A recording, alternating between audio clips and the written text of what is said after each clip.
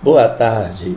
Vamos continuar a nossa preparação para o Enem 2016. Vamos estudar um pouquinho. Vamos falar sobre posições relativas entre planos. Vamos começar essa aula falando um pouco sobre conceitos e encerrando com a resolução de um exercício. Planos paralelos coincidentes. Nós dizemos que dois planos são paralelos coincidentes quando possuem todos os pontos em comum. Por exemplo, o ponto A, o ponto B e o ponto C pertencem ao plano alfa. Então, ele é comum ao plano alfa. E como nós sabemos da geometria plana, três pontos distintos e não alinhados determinam um plano. Então, determina o plano alfa. Então, ele pertence a alfa.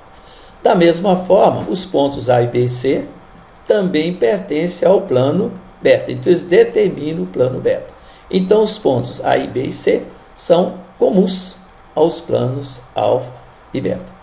Se eles são comuns, eles determinam o mesmo plano, ou dizemos que esses dois planos alfa e beta são paralelos coincidentes. E ainda mais, que a interseção entre eles é o plano alfa ou o plano beta, ou ambos. Planos paralelos distintos. Dois planos são paralelos e distintos, contrário do coincidente. O coincidente tem todos os pontos em comum, os paralelos distintos não têm pontos em comum. Por exemplo, o ponto A está no plano alfa e não está no plano beta. O ponto B está no plano beta, mas não está no plano alfa. Então, os dois planos alfa e beta são planos distintos. Dizemos neste caso que a interseção entre eles é vazia, eles não têm ponto em comum. Planos concorrentes ou secantes. Dois planos, no caso aqui o plano alfa e o plano beta, são ditos concorrentes ou secantes quando a interseção entre eles é uma linha reta. A interseção de dois planos concorrentes é sempre uma linha reta. Então, o plano alfa, interseção com beta, é uma reta. Então, os planos alfa e beta são planos concorrentes ou secantes. Planos secantes perpendiculares. Aí começa a colocar dois conceitos ao mesmo tempo. Primeiro, concorrentes ou secantes tem uma reta em comum. A interseção entre eles é uma reta. Então, eles são secantes. O plano alfa e o plano beta têm uma reta em comum, a reta R. Então, eles são secantes. Para que sejam perpendiculares, tem que existir uma reta de um deles, no caso aqui, a reta T do plano beta, perpendicular a duas retas distintas e concorrentes do outro plano. Então, a reta R pertence a alfa, a reta U pertence a alfa, ela é concorrente em P. Se a reta T é perpendicular a duas retas concorrentes do outro plano, então nós dizemos que esses dois planos são perpendiculares. No caso aqui, temos também uma reta V. Essa reta V é paralela com a reta R. Então, a reta V também vai formar um ângulo reto. Também vai formar um ângulo reto com a reta T. Mas neste caso aqui nós dizemos que elas são o quê? Reversas ortogonais. Elas são perpendiculares, mas estão em planos diferentes. Estão em planos diferentes. Então vamos aqui colocar a diferença entre esses conceitos, que são bastante importantes. Primeiro, retas perpendiculares, nós sabemos lá da geometria plana, bem simplesinho. São retas de um mesmo plano que formam um ângulo de 90 graus. Beleza. Retas ortogonais estão em planos distintos. As projeções ou sombras é que determinam sobre o determinado plano, é que são retas perpendiculares.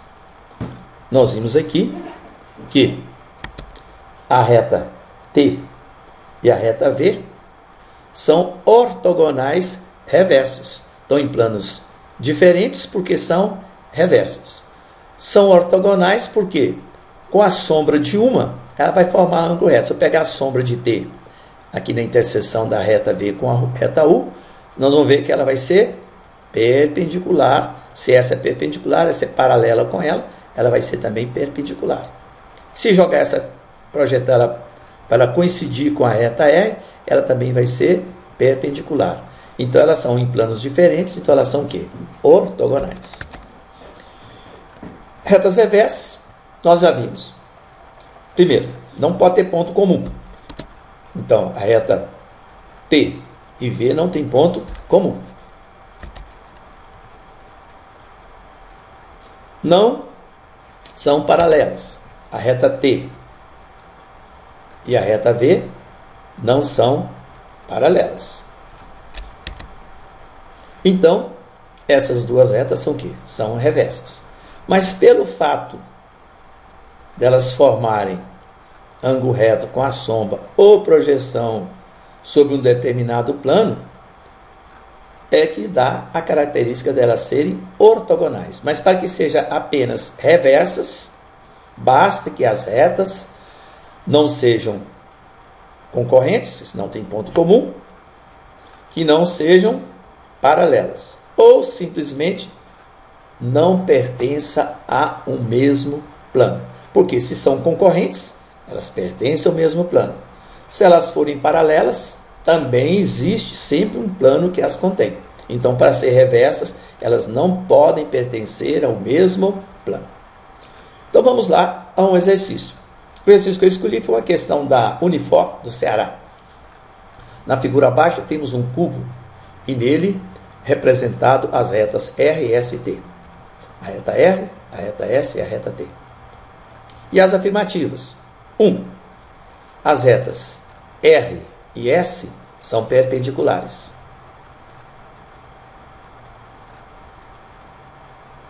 As retas S e T são ortogonais. 3. As retas S e T são retas reversas. Nós acabamos de ver retas perpendiculares. São retas que formam um ângulo reto. Então, a reta R e a reta S formam ângulo reto, pois esse plano aqui é perpendicular a esse. Então, esta reta aqui, que é uma aresta do cubo, vai ser perpendicular a esta aresta, vai ser perpendicular a esta aresta e vai ser perpendicular também à diagonal. Esse ângulo aqui é um ângulo de 90 graus. Elas se cortam, formando um ângulo de 90 graus. Isto, outras palavras, existe um único plano que as contém. Então, ele é perpendicular. 2. ST são ortogonais. Primeira é verdadeira. ST são ortogonais. O que são ortogonais? Que formam ângulo reto com a sombra. Então, vamos lá. S e T. S e T. Olha, essa reta aqui, se eu fizer a sombra dela na direção desse plano que contém a reta S, ela vai formar um ângulo de 90 graus com essa reta aqui, que é paralela à reta T. Então, elas são ortogonais, que formam ângulo reto. Estão em planos diferentes, mas tem duas retas desse plano da base aqui. Eu tenho essa reta e essa reta que formam ângulo reto com ela. Então, elas são ortogonais. Elas estão contidas em planos perpendiculares. 3. ST são reversas. De fato, S está num plano e T está em outro plano. Elas não são concorrentes e não